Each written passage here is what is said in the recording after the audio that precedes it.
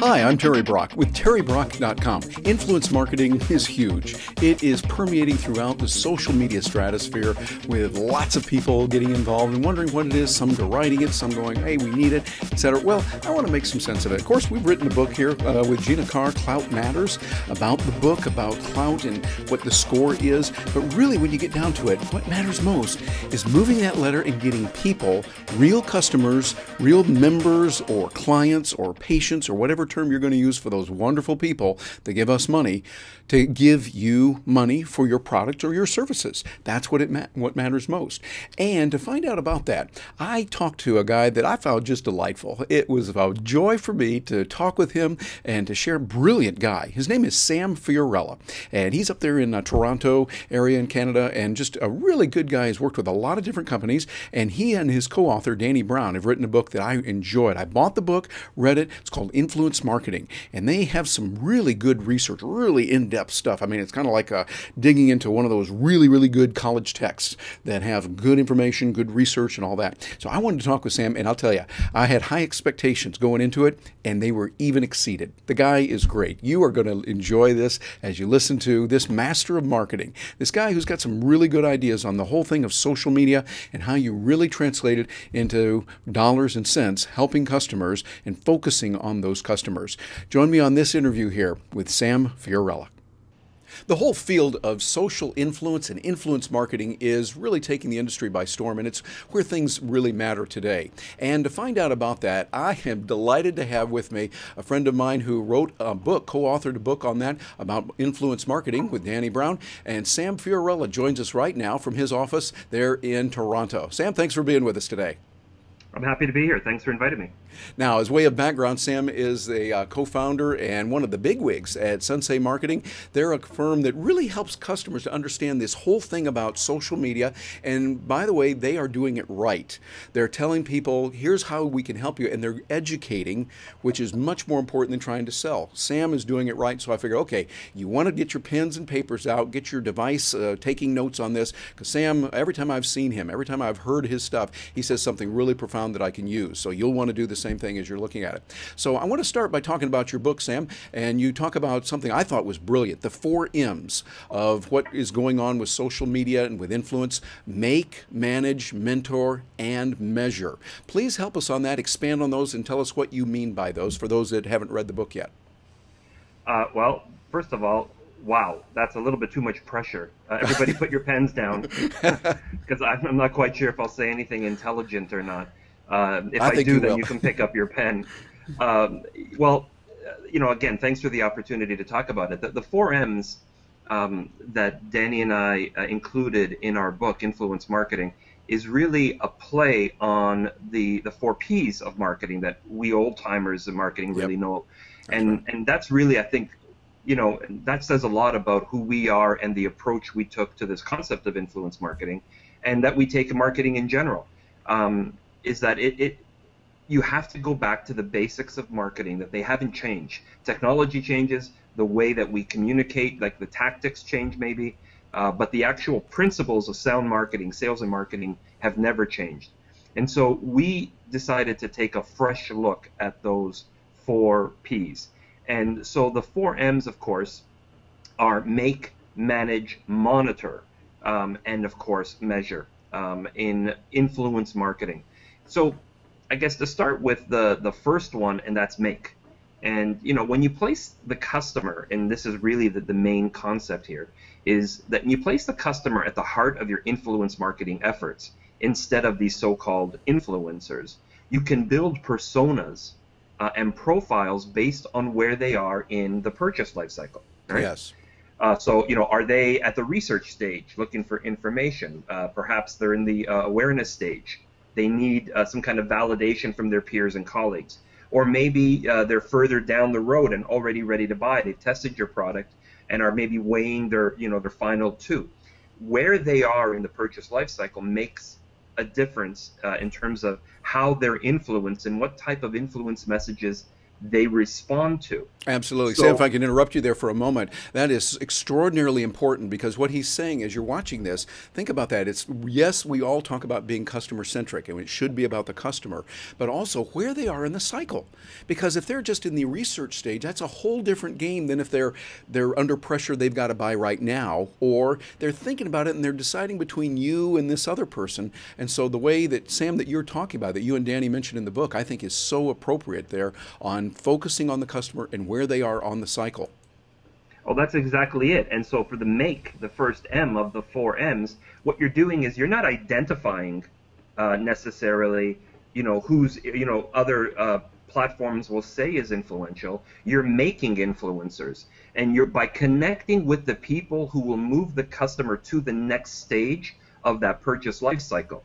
So, you're no longer hoping for mass amplification, by today's scored influencers to make an impact. You're getting straight to the customer via the person that they're closest to, with the situations around them at that point. Absolutely. So that's the Yes. first stage, which is make. And so tell us about the second stage, manage. Yeah, manage. Well, once you've identified who, I guess, the new influencer is in your to your target customer and at the target stage, we move into what we call the manage stage. And this can take many routes. There's many ways of looking at this depending upon your business. But for for illustration purposes here, let's concentrate on the flow of information to the customer in terms of managing that process, managing that relationship. You can use text analytics or linguistics mapping, something we detail quite heavily in the book. Yeah, you do a very good job of that, by the way. Really good reference material there. Thank you. And it's a tough subject to include in a book because you really have to get deep into it. But using linguistics mapping, we can identify what phrases our influencers use that cause an action in the target customer.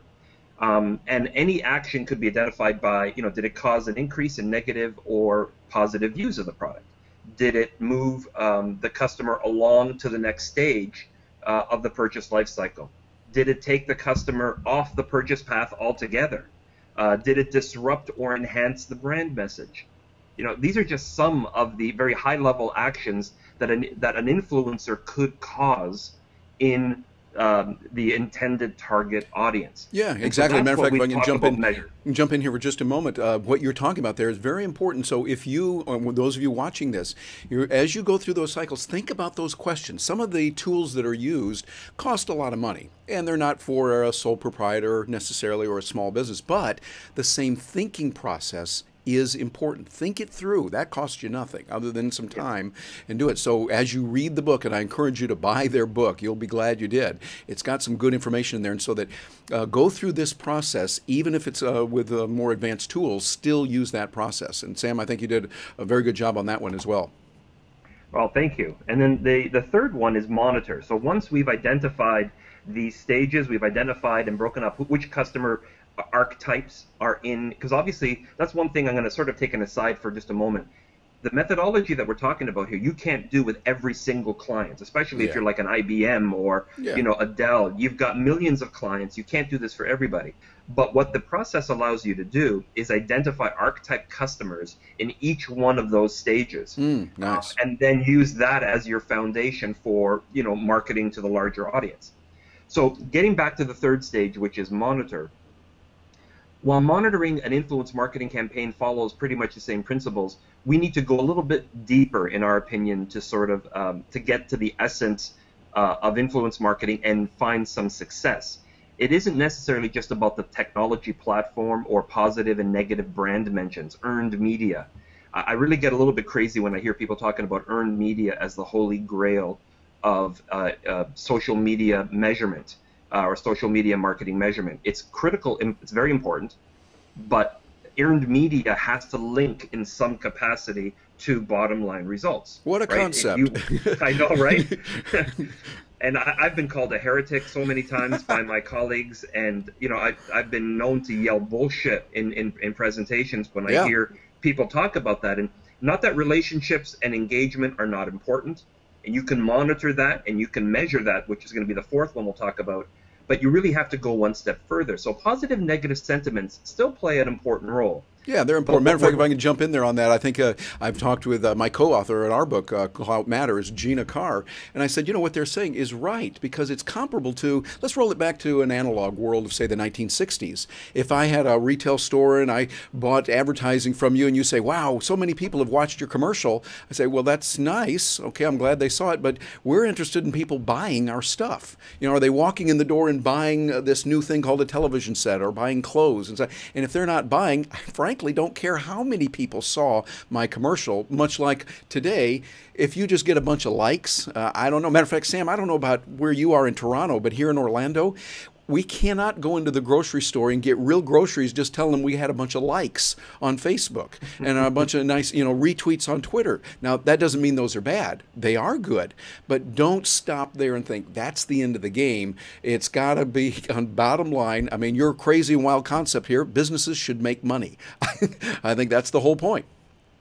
Well, and that is the point. And that's why when we're monitoring, we're not just monitoring for brand amplification or for earned media, which is one component of it. What we're really doing is monitoring the relationships between a small core group of people, target customers, and their immediate circle of what we call micro-influencers, yes. Based on the current need that they have in that life cycle and the dynamics of their conversations. And this information that we can gather basically allows us to create an outreach campaign, right? And so this is what we're talking about now in terms of the monitoring. So who's the influencer that we should be connecting with? Yes. Is it necessarily the person with the highest clout score? It might be somebody with a low clout score but has a very high impact on the one person's ability to purchase or not. One of the case studies that we gave in the book was, imagine that we've identified a core group of people who are, let's say, are with, and I'm making this up right now for the sake of illustration, that are with Verizon. Actually, you know what? This is the case study that we gave. That they're with Verizon. We've identified that here is the type of person that is most likely to leave Verizon based on their social conversations. And based on natural language processing, we've identified that the reason that they're leaving, there were two groups of people. One was because of email connectivity on their iPhones, and the other one was because of price plans. So when we were able to segment those two groups, we understood that somebody like a Robert Scoble, if he talks about how great an Android phone is with, you know, AT&T or some other provider, and we encourage him to talk about us, that's not going to affect all of those audiences make a decision. In the case where the email connectivity, corporate email connectivity with an iPhone was an issue with Verizon customers, we were able to identify that the people that will most likely impact that purchase decision are their work colleagues, not necessarily people with, you know, big brands and big mouths on social media.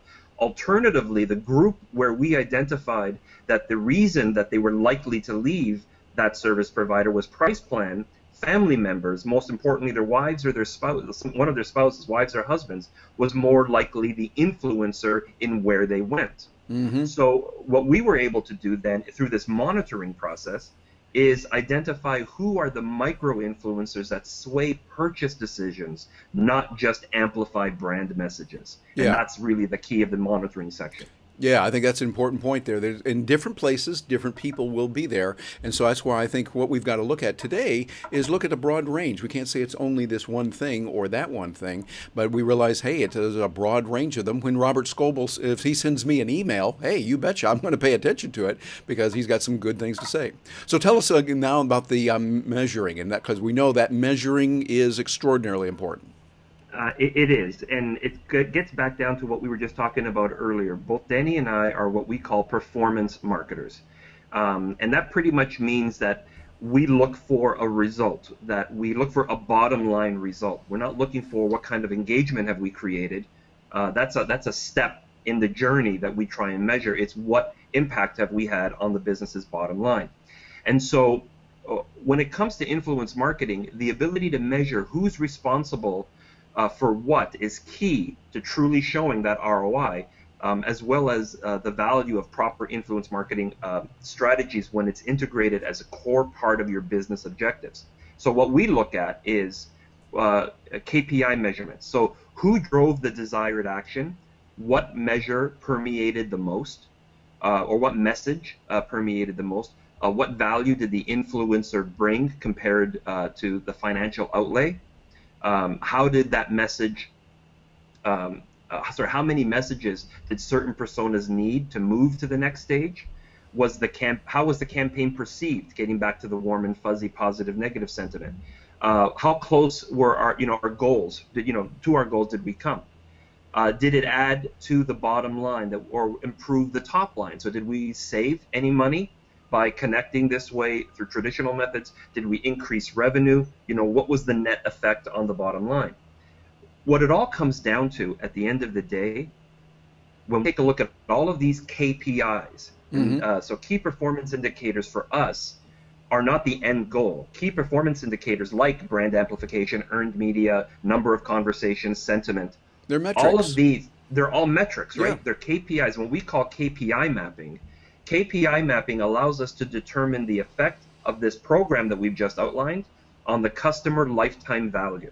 And at the end of the day, even if you don't want to measure the more immediate result of did this campaign increase or decrease sales, based on the specific efforts, what was the effect on customer lifetime value? Yes. And that's what that's what our methodology allows you to look at.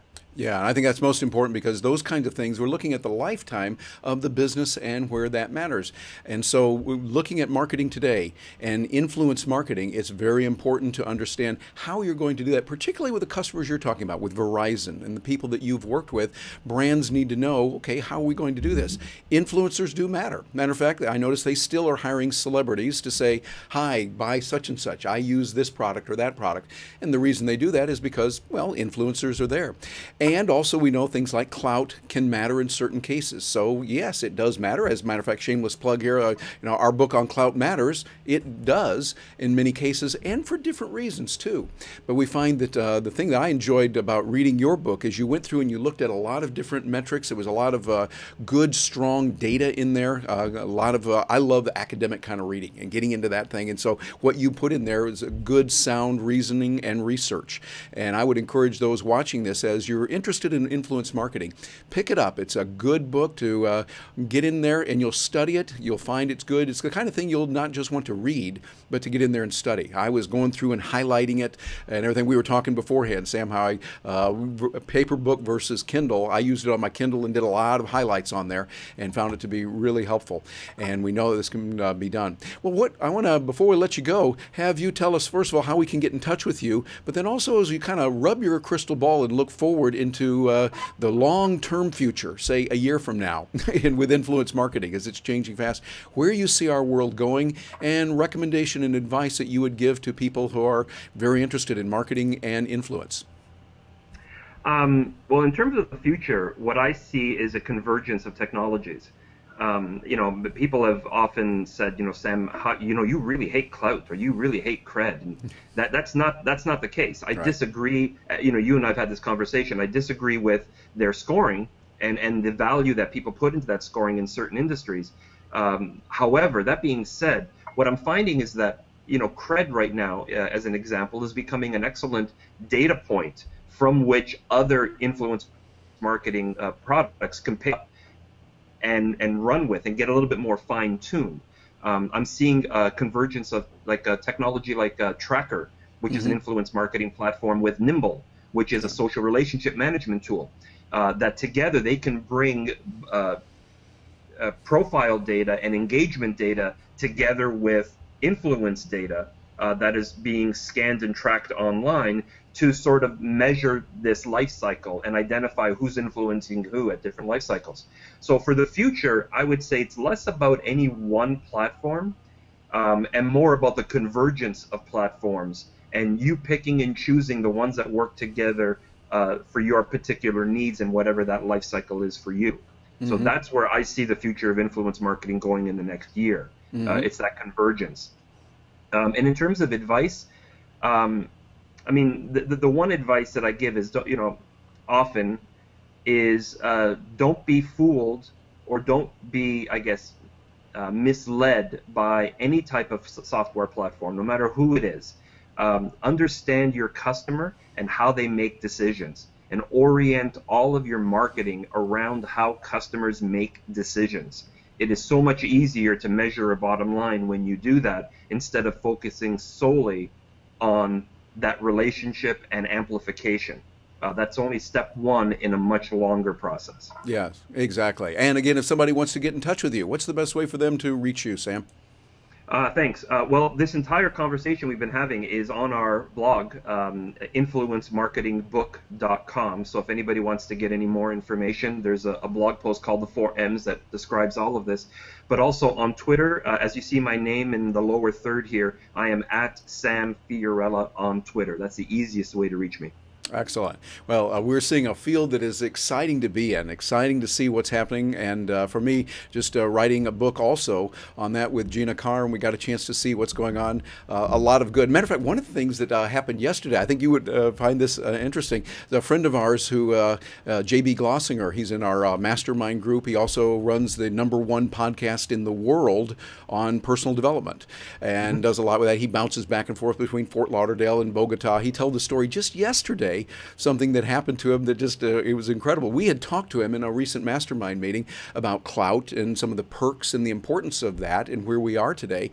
He went to, he and his wife go back and forth. She's from Colombia, and so they're regularly in Bogota and Fort Lauderdale, back and forth. They were down in Bogota and they needed to change their flight a little bit. Well, in changing their flight, and the airline they were with was going to charge them $800. And he thought, $800 to change a flight, that's a lot.